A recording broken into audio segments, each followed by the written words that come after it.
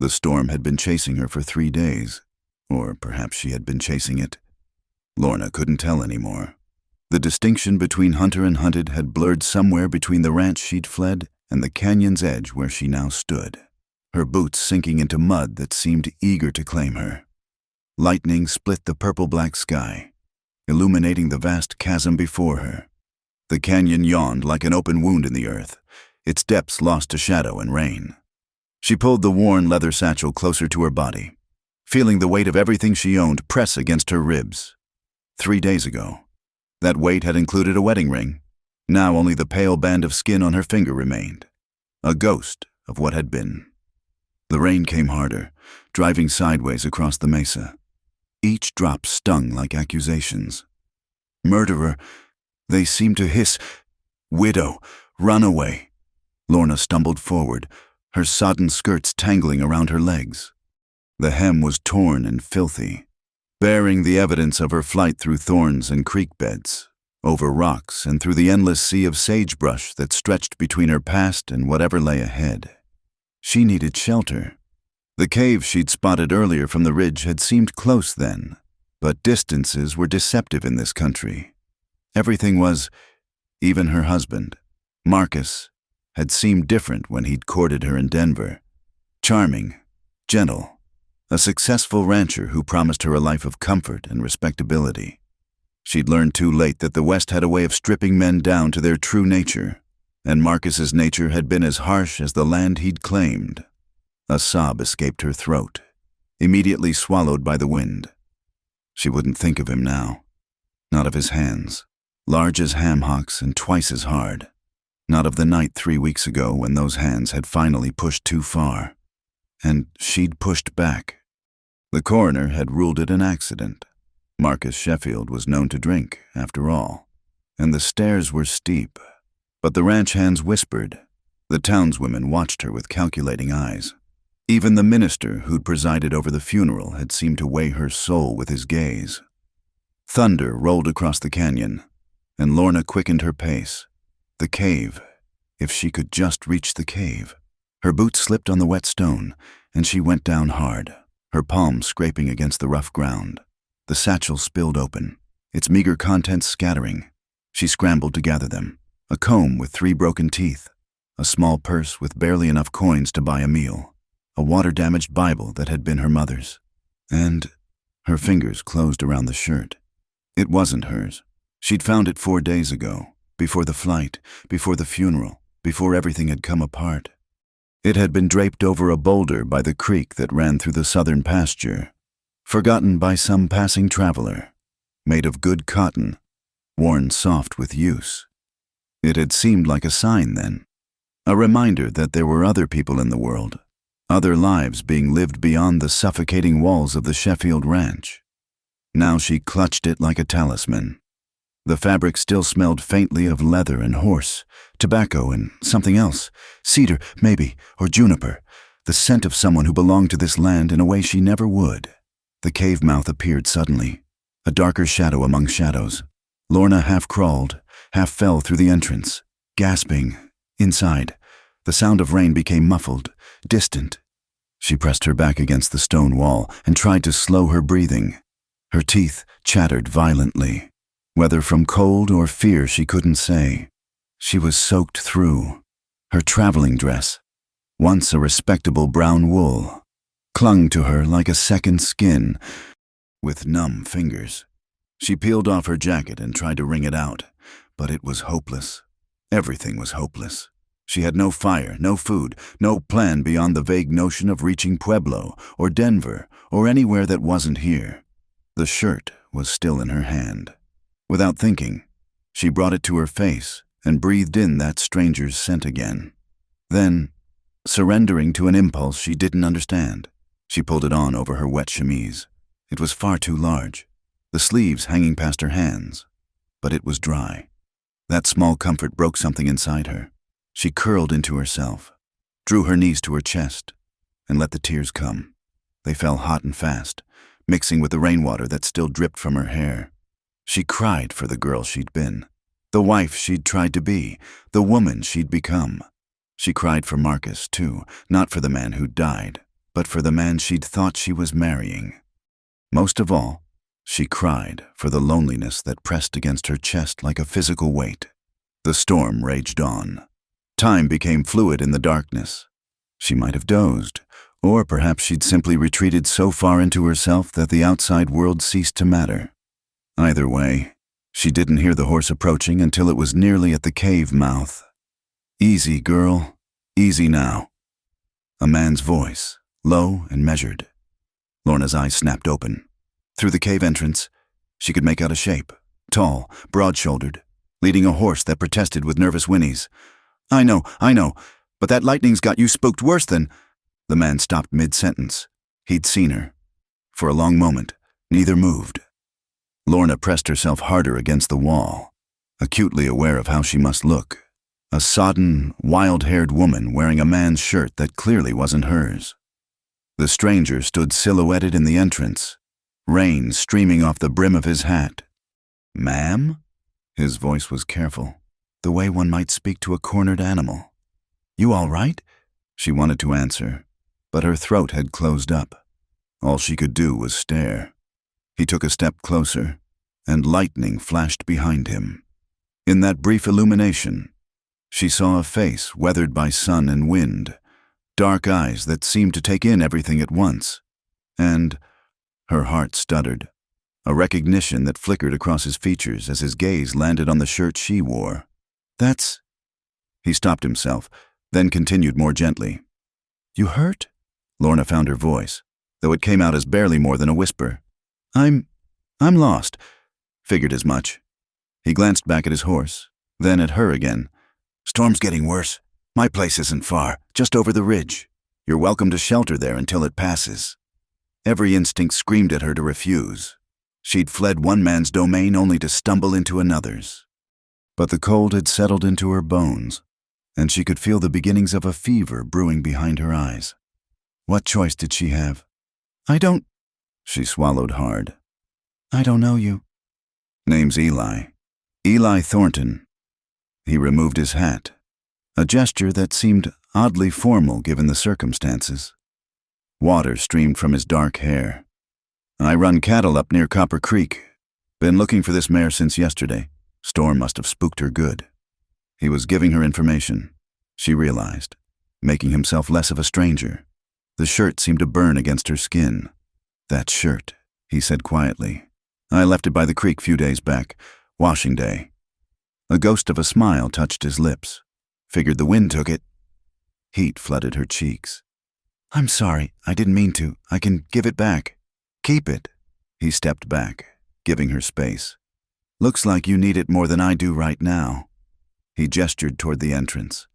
"Offer stands, warm fire, hot coffee, but I won't force you."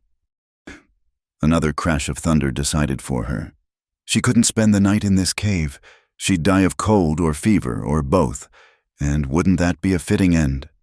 The runaway widow, found frozen in a stolen shirt. "All right," she whispered. He nodded, businesslike. "Can you ride?" When she shook her head, he considered. "Walking's rough in this weather, but it's not far. Here." He shrugged out of his oilskin coat and held it out. "This'll help."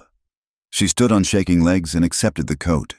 It smelled like the shirt, leather and cedar and something indefinably male. As she pulled it on, she caught him looking at her with an expression she couldn't read. Not the calculating look she'd grown accustomed to from Marcus, nor the suspicious glares of the townspeople. Something else, something that might have been kindness. "Thank you," she managed. He settled his hat back on his head and took his horse's reins. "Come on, then. Let's get out of this weather." As she followed him into the storm, Lorna clutched the collar of his coat and wondered if she was walking toward salvation or merely a different kind of damnation. Either way, she was too tired to care anymore. The shirt clung to her skin like hope, like desperation, like the last tender thing in a world that had shown her precious little tenderness. Behind them, the cave returned to darkness, keeping its secrets. Ahead, somewhere beyond the ridge, a fire waited. It would have to be enough. The cabin emerged from the storm like something conjured from the earth itself. built of weathered logs chinked with mud and moss. It hugged the lee side of a rocky outcrop, sheltered from the worst of the wind. Smoke curled from a stone chimney, quickly torn away by the gale. To Lorna's fevered eyes, it looked like the last outpost at the edge of the world. Eli led his horse to a lean-to attached to the cabin's side, moving with the unhurried efficiency of a man who'd performed these tasks 1,000 times. Lorna stood in the rain, uncertain, until he glanced back at her. "Go on inside," he called over the wind. "Door's not locked." The thought of entering a strange man's home alone sent a spike of fear through her chest, but the cold won out. She pushed open the heavy door and stepped into warmth. The interior was sparse but clean. A single room with a stone fireplace, a narrow bed in one corner, a table with 2 chairs, shelves lined with provisions. Everything was practical, necessary. No curtains softened the windows, no rugs warmed the floor. It was a space carved out by someone who expected nothing from life but what he could hold in his own 2 hands. She stood dripping on the threshold, afraid to move further and spoil the neat order of things. Water pooled around her boots. The fire crackled invitingly, but she couldn't bring herself to approach it. The door opened behind her, bringing a gust of cold air. Eli entered, shaking rain from his hat before hanging it on a peg. He moved past her to the fireplace, adding wood from a stack beside the hearth. Only then did he really look at her, still frozen in place. "You planning to stand there all night?" "I'm making a mess," she said stupidly. Something in his expression softened. "Floor's seen worse." He disappeared behind a curtain that sectioned off a corner of the room, returning with a wool blanket. "Here, get out of those wet things and wrap up in this. I'll make coffee." He turned his back, busying himself at the stove, granting her the privacy to change. Lorna's fingers fumbled with the buttons of her dress. Everything was soaked through, clinging and cold. She peeled off the layers, dress, petticoat, corset, until she stood in her chemise and the borrowed shirt. After a moment's hesitation, she kept both on and wrapped the blanket around herself like armor. I'm decent," she said, though the word felt like a lie. Nothing about this situation was decent. He glanced over, nodded, and returned to his task. Soon, the smell of coffee filled the small space, rich and bitter and wonderfully normal. He poured 2 cups and set one on the table before her. "Drink," he said. "You're shaking." She was. Her hands trembled so badly she had to use both to lift the cup. The first sip burned her tongue, but the heat spreading through her chest was worth it. Eli took the chair across from her, maintaining a careful distance. He drank his own coffee in silence, his dark eyes studying her over the rim. "You said you were lost," he finally said. It wasn't quite a question. Lorna nodded, not trusting her voice. "Coming from or going to?" She set the cup down carefully. "Does it matter?" "Suppose not." He leaned back in his chair. "Though, if someone's looking for you, might be good to know." The thought of Marcus's brothers, his cousins, the ranch hands who'd been loyal to him, sent ice through her veins despite the fire's warmth. "No one's looking," she lied. His expression said he didn't believe her, but he didn't press. Instead, he stood and moved to the stove. "When's the last time you ate?" She tried to remember. The funeral had been 3 days ago. Had she eaten since then? Everything blurred together, the accusations, the threats, the midnight flight with only what she could carry. "A while," she admitted. He made a sound that might have been disapproval and set about preparing food. She watched him work, noting the economy of his movements, the careful way he handled each item. His hands were scarred. She noticed, not just from ranch work. She knew those kinds of scars. These were different, older, deliberate. "Beans and biscuits," he announced, setting a plate before her. "Nothing fancy." "It's perfect." She meant it. The beans were hot and seasoned with salt pork, the biscuits fresh enough to still be soft in the middle. She ate slowly, aware of his eyes on her, fighting the urge to wolf down everything like the starving creature she was. "You're not from around here," he said after a while. "Denver, originally. Long way from Denver." "Yes." She took another bite to avoid saying more. He refilled her coffee cup without asking. "That shirt you're wearing? Found it by Willow Creek, right? Near the big cottonwood." She nodded, heat rising in her cheeks. "Figured. Only place I stopped to water the horse between here and town." He paused. "Must have been Tuesday. Was heading to Salvation to pick up supplies." Salvation. The nearest town. 15 miles east. She'd skirted it in her flight, too afraid of being recognized. Marcus had done business there. "I'll wash it and return it," she offered. "Once my things are dry, keep it." He shrugged. "Got others." They lapsed into silence. The storm continued its assault on the cabin, but inside, the fire held it at bay. Lorna found herself stealing glances at her unlikely host. He was younger than she'd first thought, perhaps 30, only a few years older than herself. But his eyes held the weight of someone who'd seen too much too young. "Why aren't you asking?" she blurted out, immediately regretting it. He raised an eyebrow. "Asking what?" "Why I'm out here, alone, in a storm." She gestured helplessly at herself. "Wearing a stranger's shirt. Figure if you wanted me to know, you'd tell me." He stood, collecting their empty plates. "Besides, everyone's running from something out here. That's why they come to the territories." "What are you running from?" The question hung in the air between them. His hands stilled on the dishes. "Who says I'm running?" But he didn't deny it, and that told her everything. She watched him wash the plates in a basin, noting again those deliberate scars across his knuckles. Fighter's hands. Gunfighter's hands. "Maybe. You can have the bed," he said without turning around. "I'll take the floor by the fire." "I couldn't." "You could and you will." His tone brooked no argument. "Blankets in the chest at the foot of the bed. There's a bar for the door if it makes you feel safer." The consideration in that last statement nearly undid her. When was the last time anyone had thought about what might make her feel safe? She stood, still clutching the blanket around her shoulders. "Mr. Thornton. Eli. Eli." The name felt strange on her tongue. "Thank you. For everything." He finally turned to look at her. "Get some rest. Storm should blow itself out by morning." She made her way to the bed, acutely aware of him settling by the fire, politely keeping his back turned. The mattress was narrow but clean, filled with fresh straw that crackled when she lay down. She pulled the covers to her chin, listening to the storm, the fire, the quiet movements of the man who'd taken in a stranger without questions or demands.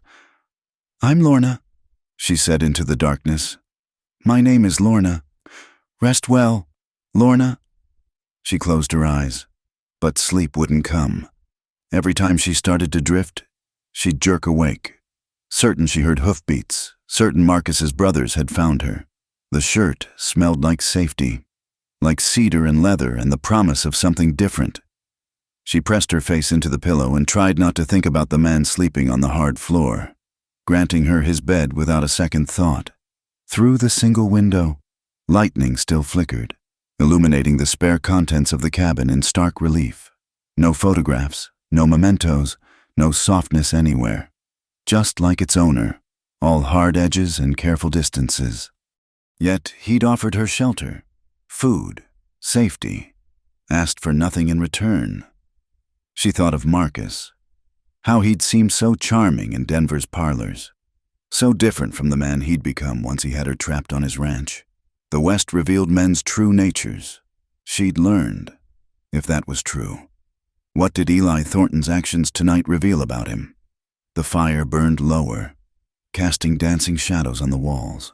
She could hear his breathing, steady and even. Not asleep, she thought, but pretending to be for her comfort, standing guard without making her feel guarded. Tomorrow she would have to leave. Tomorrow she would have to figure out where to go, how to disappear completely. But tonight, for just these few hours, she was safe. A stranger's kindness had granted her that gift. She pulled the shirt closer around her and finally let exhaustion claim her. sinking into dreams where the storm couldn't reach and kind men existed without hidden cruelties waiting to surface.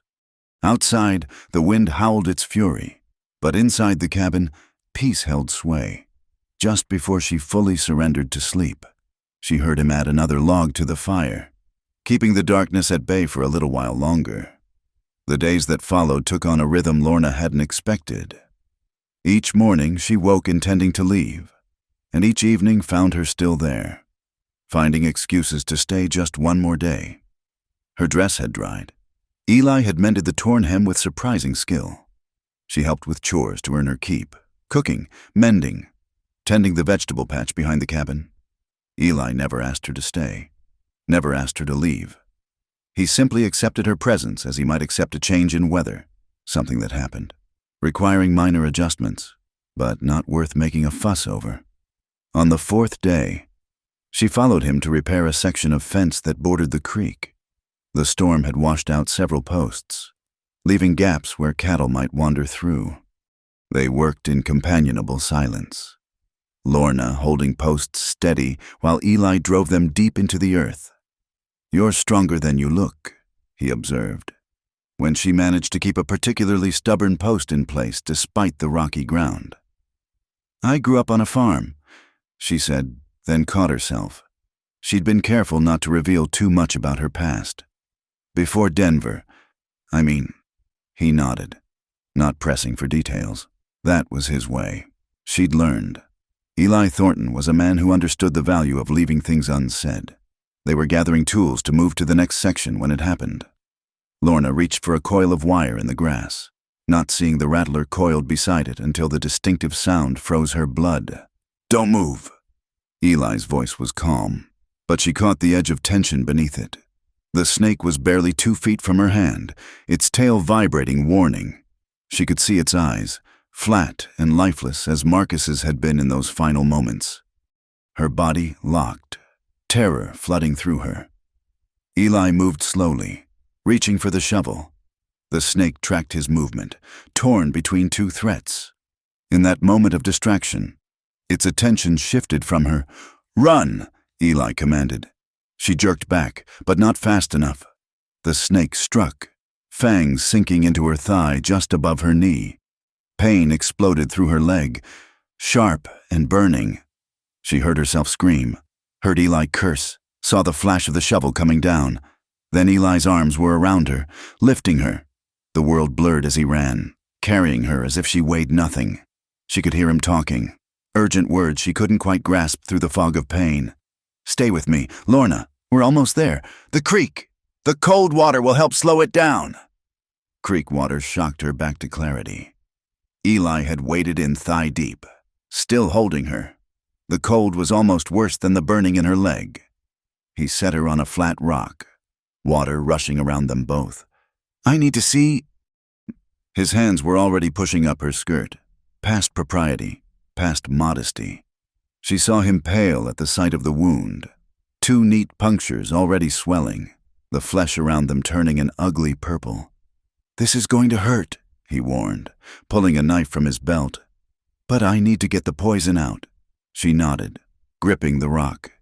He made 2 quick cuts across the fang marks. Fresh pain bloomed, and she bit her lip hard enough to taste blood.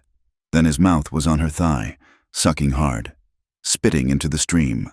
Again. The intimacy of it should have terrified her. A man's mouth on her bare skin, his hands gripping her leg, but all she could think was that he was trying to save her life, that his lips were drawing poison from her body with a desperation that had nothing to do with desire and everything to do with keeping her alive. "Hospital," she gasped. "Town." "Too far." He spat again, river water running red. "Even if we rode hard, it's 3 hours to salvation." "You'd be dead by then." "Dead," the word echoed in her mind. She'd run from death only to find it waiting in the grass. "Am I going to die?" He looked up at her, and she saw real fear in his eyes. "No, not if I can help it." He tore a strip from his shirt, the very shirt she'd been wearing that first night. She realized dimly, and bound it tight above the wound. Then he was lifting her again, carrying her back to the cabin. The next hours passed in a haze, Fever came fast and hard. She was aware of Eli's presence, constantly moving, constantly working. Cool cloths on her forehead, the bitter taste of willow bark tea forced between her lips. His voice, low and steady, telling her stories to keep her anchored to consciousness. "First time I got bit, I was 12, she heard him say as if from a great distance. Thought I was being brave, picking up a timber rattler to show off for my brother Sam. Pa had to suck the poison out just like I did for you. Sick for a week, but I lived. You'll live too, Lorna. You're tougher than you know." She wanted to tell him she wasn't tough at all, that she was a coward who'd run instead of facing justice, but her tongue felt thick and useless. All she could do was shiver despite the heat consuming her from within. Night fell. The fever peaked. She thrashed on the narrow bed, lost in nightmares where Marcus rose from his grave with a rattler's fangs, where the townspeople circled her with stones in their hands, where she was always running but never getting anywhere. Through it all, Eli stayed. She felt his hand holding hers, anchoring her to the world, heard his voice cutting through the delirium. "That's it. Fight it. Come back to me. Lorna. Come back to me." As if she belonged here, as if someone actually wanted her to stay. Dawn broke gray and gentle. The fever had broken sometime in the night, leaving her weak but clear-headed. She opened her eyes to find Eli slumped in the chair beside the bed, still holding her hand. He looked haggard, dark circles under his eyes, stubble shadowing his jaw. "Eli?" His eyes snapped open, instantly alert. "You're awake. How do you feel?" "Like I've been trampled by horses." She tried to sit up, winced at the throb in her leg. "But alive. Thank God." The relief in his voice was palpable. He released her hand, seemed to realize he'd been holding it, and stood abruptly. "I'll make some broth. You need to eat." She watched him move to the stove, noting the exhaustion in his movements. "You stayed up all night." "Course I did. You saved my life." He paused, his back to her. "You'd have done the same." Would she? Lorna wasn't sure. She'd never been tested that way. Never had the chance to prove her courage or compassion. All she'd proven so far was that she could run. "Eli, rest." He turned back with a cup of broth. "We'll talk later." But later, when she woke again, he was gone. She could hear him outside, the steady rhythm of an axe on wood. Normal sounds, safe sounds. She tested her leg, found she could move it despite the pain. The wound was ugly but clean, already beginning to heal. She made her way to the window, moving carefully. Eli was splitting logs, each swing precise and powerful. He'd stripped to his undershirt in the afternoon heat, and she could see the play of muscles across his back, the scars that marked his skin. Some were old, white and faded, others newer, still pink. What battles had he fought? What violence had carved its history into his flesh? He must have felt her watching. He lowered the axe and turned, their eyes meeting through the glass. For a moment, neither moved. Then he nodded, a simple acknowledgement, and returned to his work. That night, she insisted on cooking dinner despite his protests. They ate in comfortable silence, but she could feel something had shifted between them. The forced intimacy of her injury, the raw fear she'd seen in his eyes, the night spent fighting for her life. It had created a connection neither had asked for. "I've been a burden," she said finally. "I should go." "With that leg, you wouldn't make it 5 miles. He pushed his plate away. "Besides, where would you go?" The question hung between them. Where indeed? She had no family left, no friends who wouldn't turn her over to the authorities. No plan beyond staying ahead of whoever might be looking for her. "I don't know," she admitted.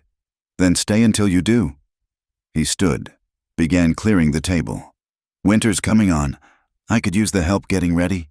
Call it a fair trade. Work for room and board." "You don't even know what I'm running from." He paused at the wash basin. "We all got our ghosts. Lorna, yours are your business. Long as they don't bring trouble to my door, I figure live and let live." She thought of Marcus's brothers, of the suspicion in the town, of the weight of secrets she carried. Trouble might very well come to his door because of her.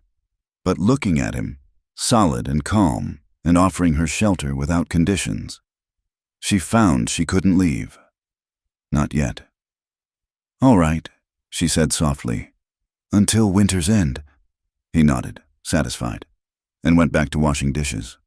Outside, night fell gentle over the canyon country, and for the first time in weeks, Lorna felt something that might have been hope.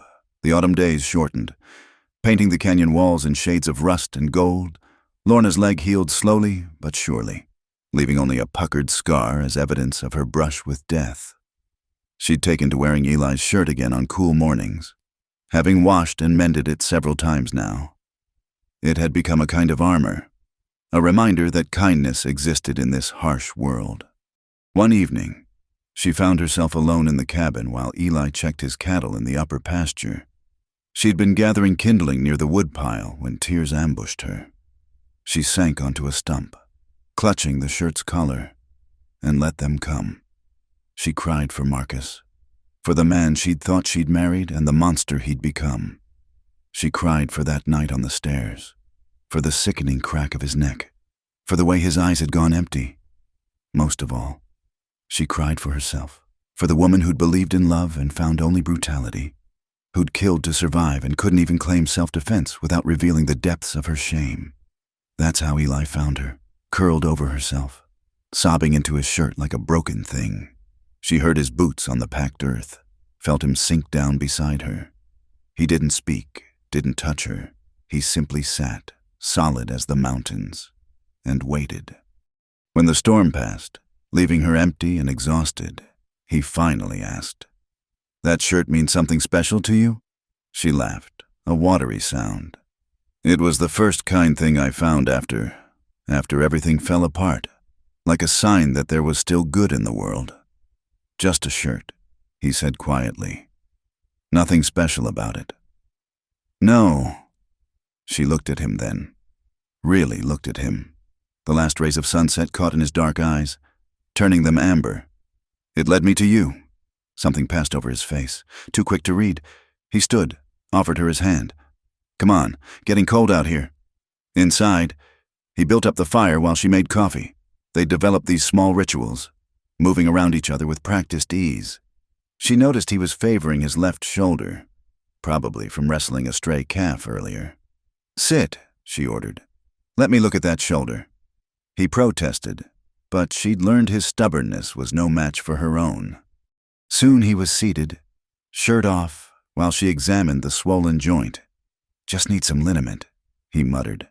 "You need someone to actually apply it properly." She fetched the tin from the shelf, warming the salve between her palms. As she worked it into his shoulder, she couldn't help but catalog the scars she'd only glimpsed before.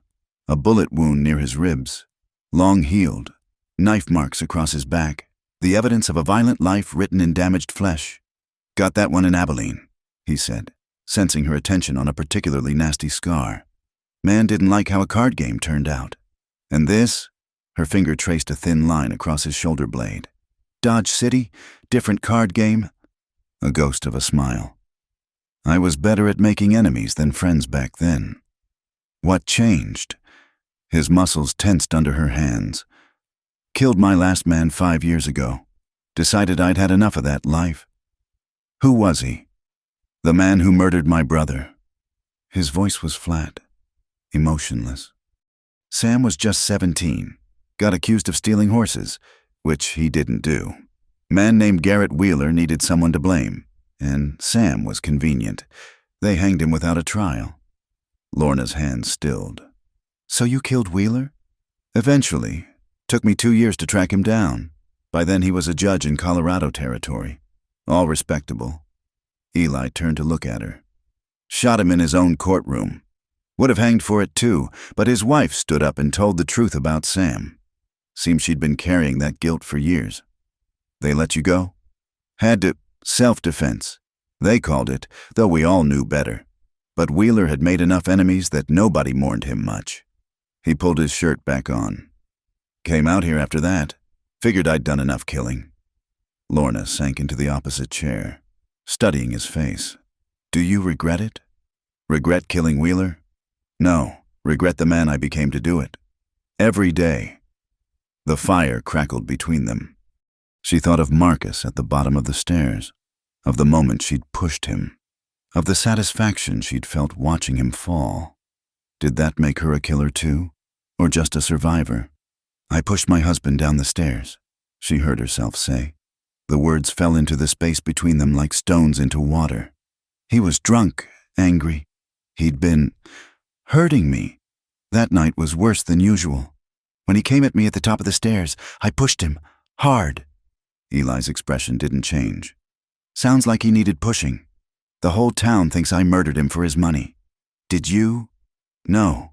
She met his eyes steadily. I murdered him to save my own life. But try explaining that to a town full of his friends and family. So you ran. So I ran.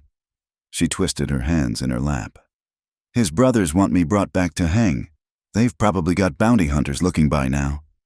Eli leaned back in his chair, considering. Sheffield. Your husband was Marcus Sheffield. Ice flooded her veins. You know about it? Heard talk in town last time I was there. Rich rancher's widow disappeared after the funeral. Lot of speculation about what really happened. He paused. Also heard Marcus Sheffield was a mean drunk who liked to use his fists on anyone weaker than himself. Then, why does everyone think? Because he was rich, because he was connected, because it's easier to blame the outsider than admit one of their own was a monster. His voice carried the weight of experience. Justice and law aren't the same thing, Lorna. Never have been. She felt tears threatening again. I didn't mean to kill him. I just wanted him to stop. I know. 2 words, simply spoken, but they held more understanding than all the jury's verdict in the world. Eli rose, moved to the stove to pour fresh coffee. When he handed her a cup, their fingers brushed, and she felt that spark of connection that had been building between them. What am I going to do? She asked. Right now? Nothing. Winter's coming. Nobody's going to be looking too hard once the snow flies. He returned to his seat. Come spring, we'll figure something out. We? He shrugged, looking uncomfortable. You helped with the fence. Garden's producing more than I can use alone. Seems fair. But it was more than that. And they both knew it. Something had shifted tonight with their mutual confessions. They were no longer strangers playing at polite coexistence. They were 2 damaged souls who'd found unlikely sanctuary in each other. Later, as Lorna prepared for bed, she heard Eli settling into his usual spot by the fire. 3 weeks he'd slept on the floor without complaint. Tomorrow, she decided, she'd suggest they trade off. It was only fair. She folded his shirt carefully, placing it on the chest at the foot of the bed. Such a simple thing. Yet it had brought her here, to this moment, to this unexpected peace. Eli? She called softly. Yeah? Thank you for listening, for not judging. Nothing to judge. You did what you had to do to survive. Nothing shameful in that. She lay back, pulling the covers up. Through the window, stars pricked the darkness like promises. Somewhere out there, Marcus's brothers might be searching, but here, in this simple cabin with its scarred guardian, she was safe. Good night, Eli. Good night, Lorna. The fire settled with a soft crash of embers. In the morning, there would be chores and breakfast and the comfortable rhythm they'd established.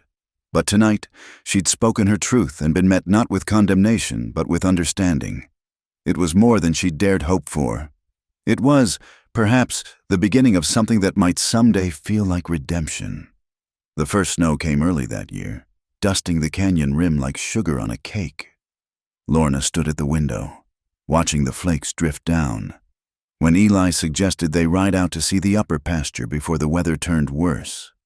You'll want to see it, he said, saddling his mare. Different world up there when the snow starts. She mounted the gentle bay he'd been teaching her to ride, grateful for the divided skirt she'd fashioned from one of her old dresses. They rode in companionable silence, following a narrow trail that wound up through juniper and pinon pine. The view from the rim stole her breath. The canyon stretched endlessly below, its ancient layers painted in shades of red and gold, now softened by falling snow. The sky seemed enormous, clouds heavy with promise of more weather to come. "It's beautiful," she breathed. "First time I saw it, I knew I'd found home." Eli dismounted, helped her down. His hands lingered on her waist a moment longer than necessary. "Come on, want to show you something." He led her to a sheltered spot between two large boulders where someone had built a rough bench facing the view. They sat close together, sharing warmth against the wind. "I come here when I need to think," he said. "Helps put things in perspective." "What do you think about?" He was quiet for a long moment. "Lately? You." Her heart stuttered. "Eli." "I know." He kept his eyes on the canyon. "You're running. I've got my own demons. Neither of us is looking for complications." "No," she agreed softly. "We're not." But even as she said it, she was aware of his warmth beside her, the solid presence that had become her anchor. Somewhere in the past weeks, between shared meals and quiet evenings, she'd begun to need him in ways that terrified her. "That first night," he continued, "when I found you in my shirt, crying in that cave, I thought you were a spirit, something the storm had conjured up. I must have looked half mad. You looked like you needed saving." He turned to her then. "Didn't realize you'd end up saving me right back. I haven't saved anyone. I can barely save myself." His hand found hers, calloused fingers intertwining with her smaller ones. "You brought life back to that cabin, made it feel less like a place to hide and more like home."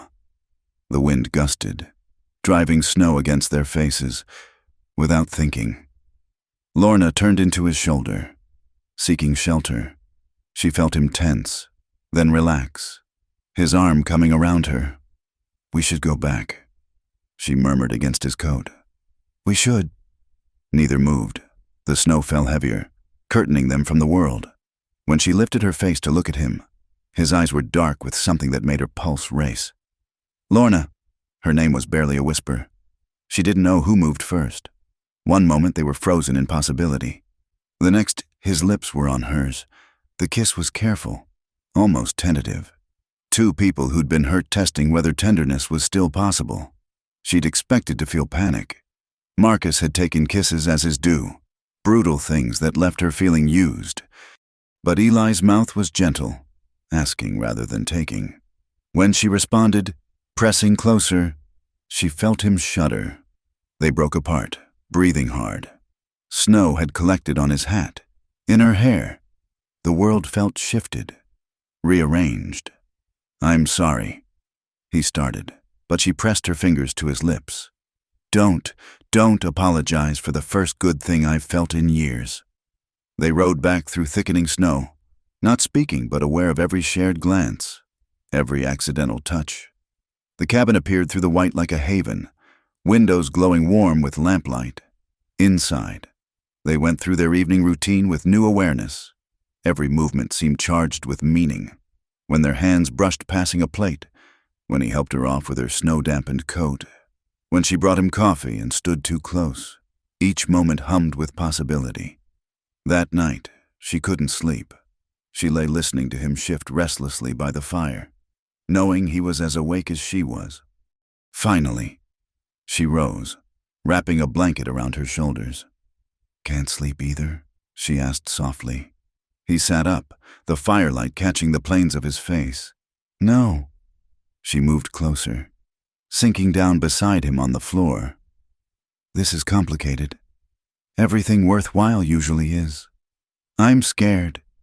The admission came out barely audible.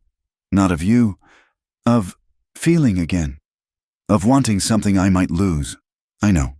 He reached out, tucked a strand of hair behind her ear. "I've been dead inside for 5 years. Lorna thought that was safer. Then you showed up, wearing my shirt like armor, and suddenly I remembered what it felt like to be alive. I don't even know who I am anymore. Wife, widow, killer." "You're Lorna." His voice was fierce. "That's all that matters to me." This time when they kissed, it was different, deeper, hungrier. 5 years of loneliness for him, months of fear and pain for her. all distilled into this moment of connection. When he pulled her onto his lap, she went willingly, her hands tangling in his hair. "Tell me to stop," he said against her throat. If you don't, I want this." The words came out sure and strong. "I want you." He pulled back to look at her, searching her face. Whatever he saw there must have convinced him, because he stood, lifting her with him, and carried her to the bed. What followed was a revelation. Lorna had known only rough handling, her husband's selfish demands, but Eli touched her like she was precious, each caress a question she answered with growing confidence. When he hesitated, she guided him. When she trembled, he gentled. They came together with tender desperation, two wounded souls finding solace in shared warmth. She discovered she could want, could take, could give without fear. He showed her that strength could be gentle, that passion could coexist with care. Afterward, they lay entwined, her head on his chest, listening to his heartbeat slow. The fire had burned low, casting dancing shadows on the walls. "No regrets?" he asked quietly. She lifted her head to look at him. His face was vulnerable in a way she'd never seen, all his defenses down. "None. You? Only that I waited so long to kiss you." She smiled, tracing the scar on his ribs. "We have time now." "Do we?" Reality crept back in. "Come spring is months away." She laid her head back down. "Can we just have this? For however long it lasts?" His arms tightened around her. "For as long as you want." Outside, the snow continued to fall, sealing them into their own private world.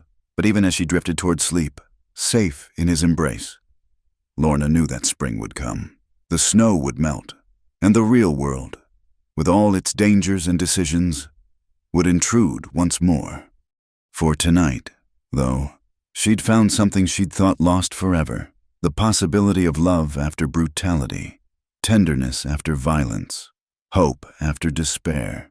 In Eli's arms, wearing nothing but skin and trust, she felt more protected than she'd ever been in all her layers of propriety. "I love you," she whispered, so quiet she wasn't sure he'd hear. His lips pressed against her hair. "I love you too." Simple words, complicated truths. But in that moment, with the snow falling soft outside and his heart beating steady beneath her ear, they were enough. They were everything. Winter held them in its grip for 3 months, a blessed isolation that felt like borrowed time, but as March brought the first hints of thaw, reality began its inevitable intrusion. Eli had gone to town for supplies, leaving Lorna to tend the cabin. She was kneading bread when she heard horses approaching.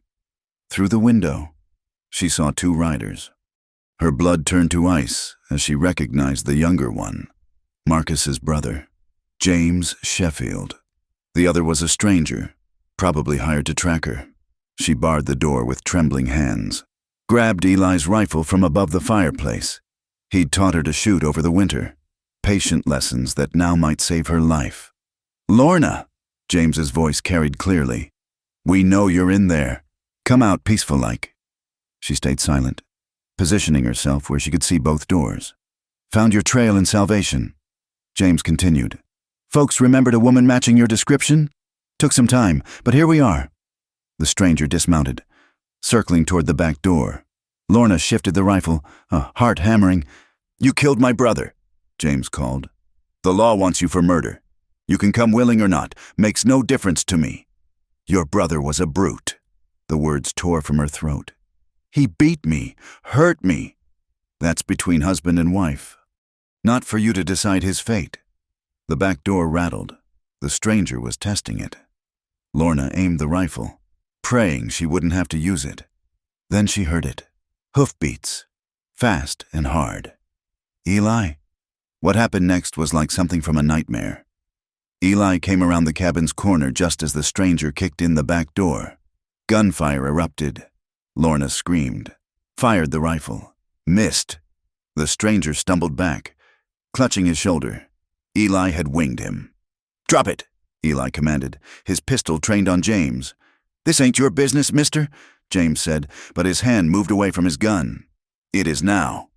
Eli's voice was deadly calm. "The lady's under my protection. She's a murderer. There's paper on her from the county judge." "Then show it."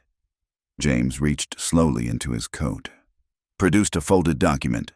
"Right here, legal warrant for her arrest." Eli didn't lower his gun. "Get your man and ride out, now." "Can't do that. I got a duty." "Your duty is to stay alive." The hammer clicked back on Eli's pistol. "Take your man and go. Don't come back." For a moment, violence hung in the air like smoke. Then James helped the wounded stranger onto his horse. "This ain't over," he warned. "We'll be back with more men. A federal marshal if we have to." They rode off, and Lorna collapsed against the doorframe. Eli was beside her instantly, checking her for injuries. "You all right? Did they hurt you?" "No, Eli, they'll come back. With more men, like he said." "I know." His jaw was tight. "We need to leave. Tonight." They packed quickly, taking only essentials. Lorna folded his shirt, her talisman, into her saddlebag.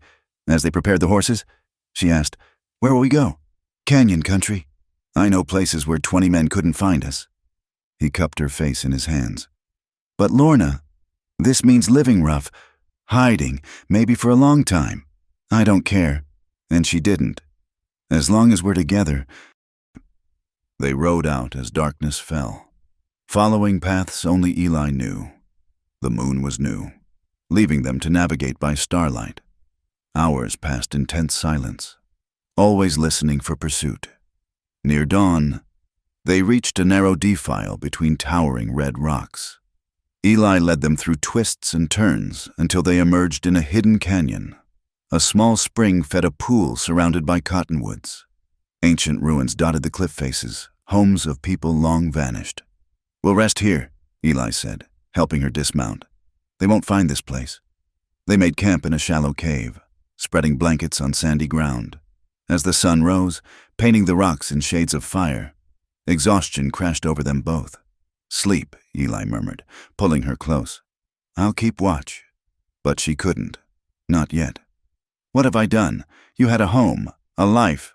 "I had an existence," he corrected. "You gave me a life." They slept fitfully through the heat of the day.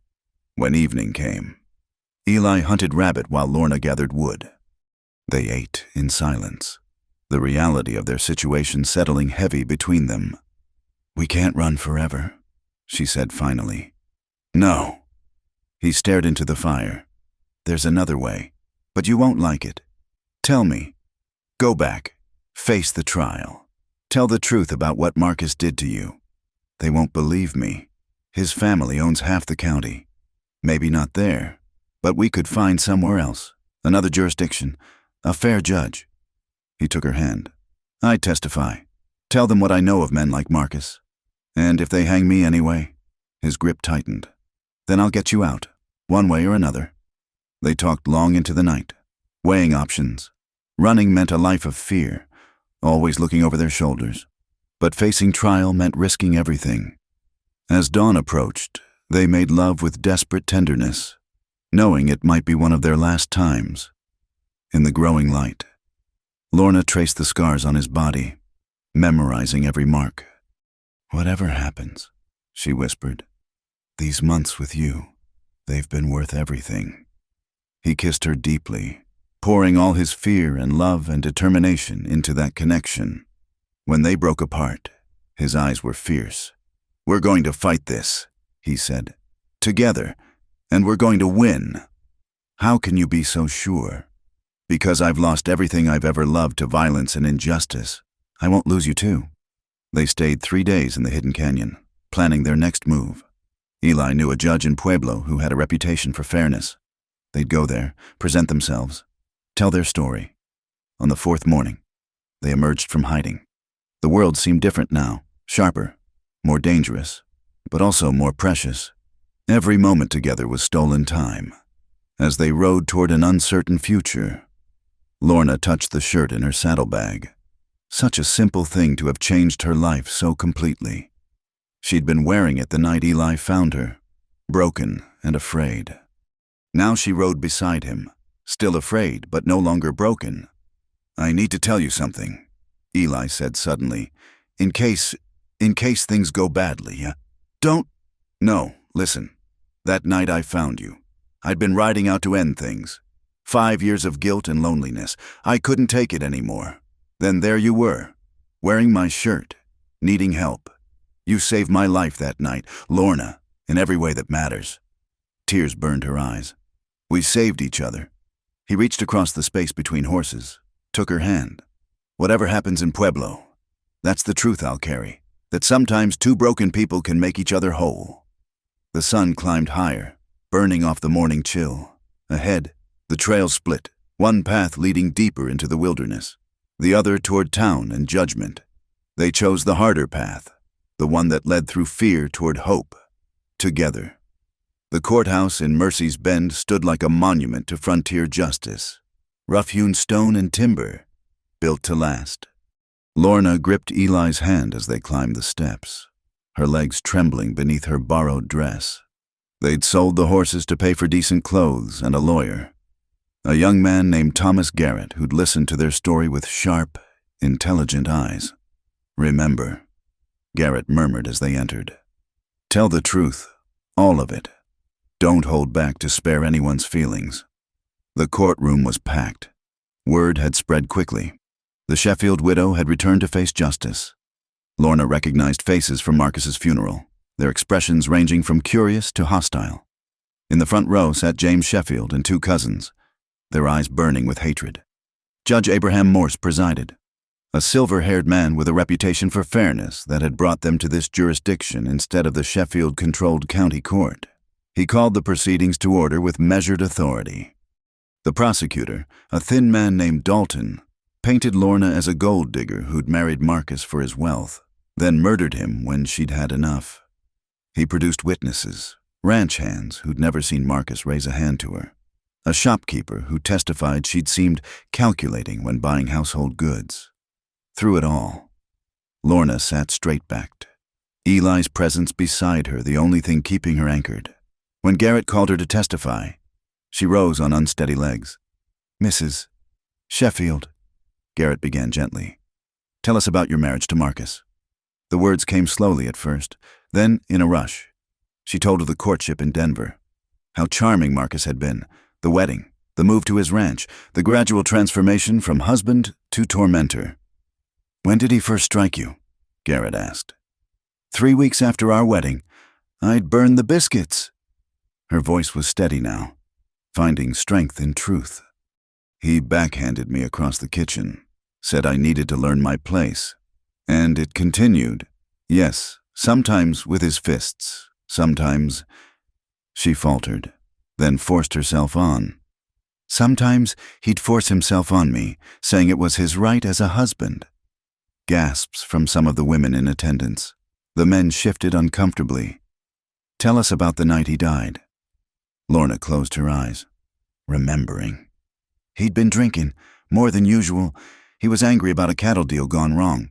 When I served dinner late, I'd been mending his shirts. He threw the plate at me. Then he grabbed me by the hair, dragged me to the stairs. What happened then? He said he was going to teach me a lesson I'd never forget. He'd said it before. But something in his eyes that night. She shuddered.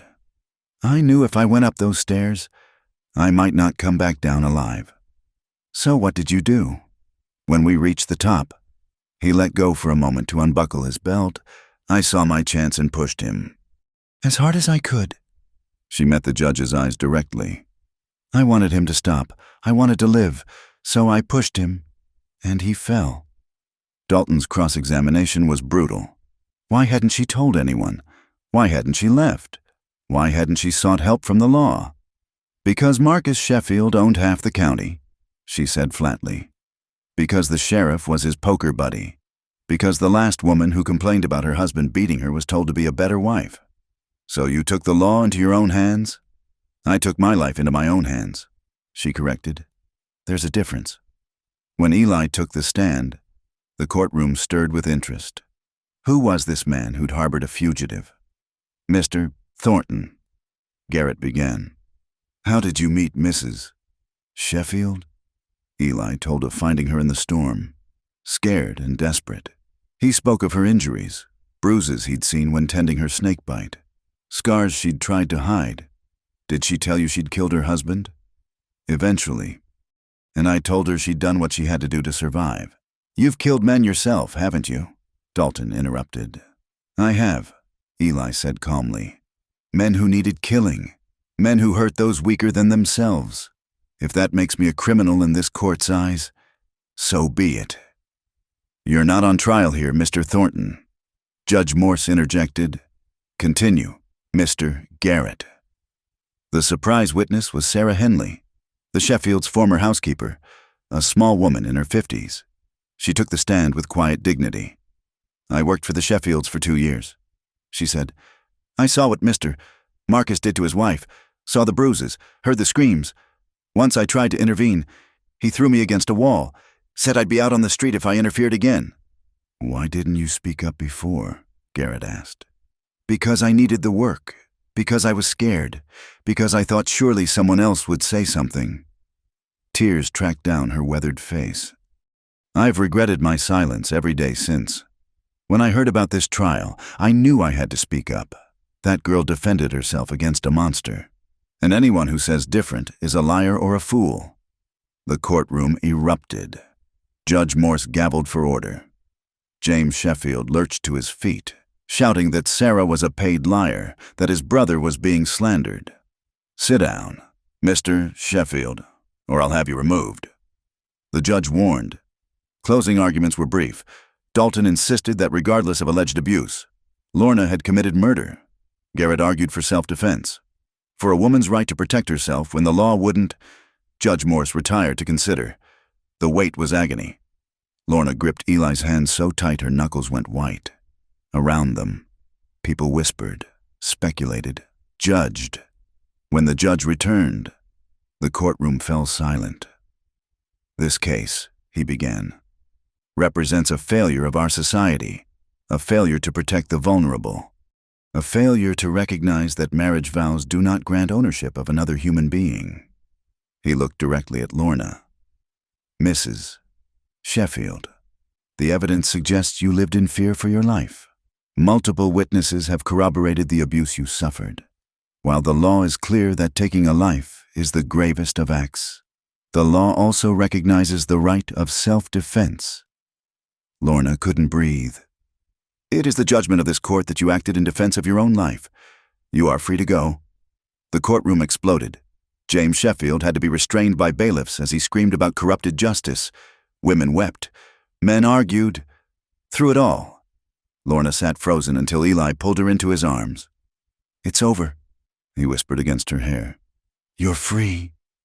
Outside the courthouse, they were met by both supporters and detractors. Sarah Henley pressed Lorna's hand, whispered an apology for not speaking sooner. Thomas Garrett shook their hands, refused additional payment. Justice was served today, he said simply. That's payment enough. As they prepared to leave town, Sheriff Watson approached. Lorna tensed, but the lawman's expression was neutral. Thornton, he said, there's still paper on you from Colorado. Nothing I can do about that here, but thought you should know. Eli nodded. Appreciated. Ma'am. The sheriff tipped his hat to Lorna. For what it's worth, my wife's been saying for years someone needed to stop Marcus Sheffield. Glad you're safe now. They left Mercy's Bend as the sun set, painting the sky in shades of redemption. At the edge of town, Lorna made Eli stop.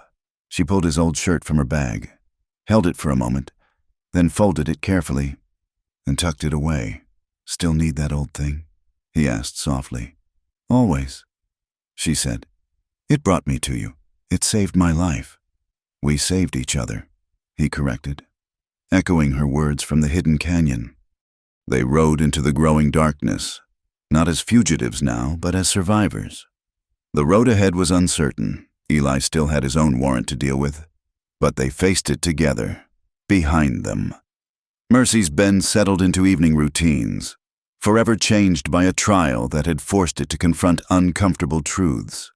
And somewhere in the shadow of the courthouse, the ghost of Marcus Sheffield finally began to fade, his power broken by a woman's courage and a court's conscience. Justice imperfect but real, had been served at last. Dawn broke over the canyon country, painting the red rocks in shades of gold and rose.